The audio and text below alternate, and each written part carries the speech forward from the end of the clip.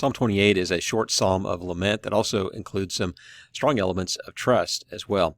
We don't know the specific occasion, but David seems to have been in some kind of distress at the hands of enemies. So we'll take a look at it first from the perspective of the lament, and we see the terms of address here that Yahweh is identified as David's rock.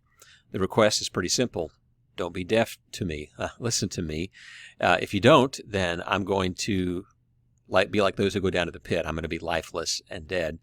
He returns to a request to hear my voice when I lift up my hands toward your holy sanctuary. The request specifically is that he would not be drug off with the wicked, and that the wicked would be repaid.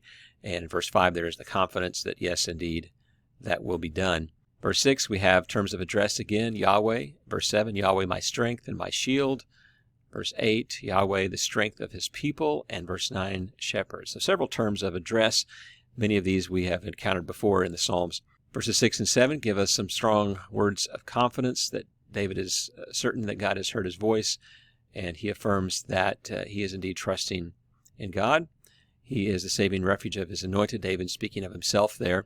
And then he concludes with the final prayer, save your people. So not just for himself, but he prays on behalf of the community as well. We can see in this psalm some echoes of earlier psalms. This term rock occurred in Psalm 18 and 19. The statement, when I lift up my hands, is a reference to the posture of prayer. The physical posture of lifting hands is representative of lifting up of requests and praise toward God.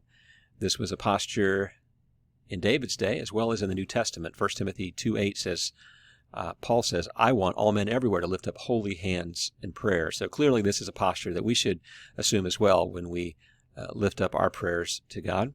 These hands and prayers are lifted towards God's most holy sanctuary. Now this could be the tabernacle in David's day or later the temple that Solomon built.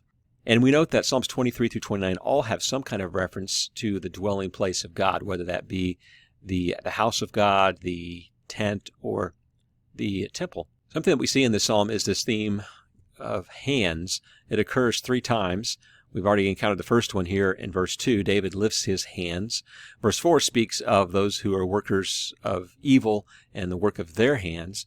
And then the final reference to hands will be in verse 5, and these are refers to the work of the Lord's hands. So maybe a key word there to remember this psalm. The Lord is my strength and my shield. We've seen that before in the Psalms, the saving refuge of his anointed, his king. And verse 9 reminds us, of course, of Psalm 23, verse 1, the Lord is our shepherd.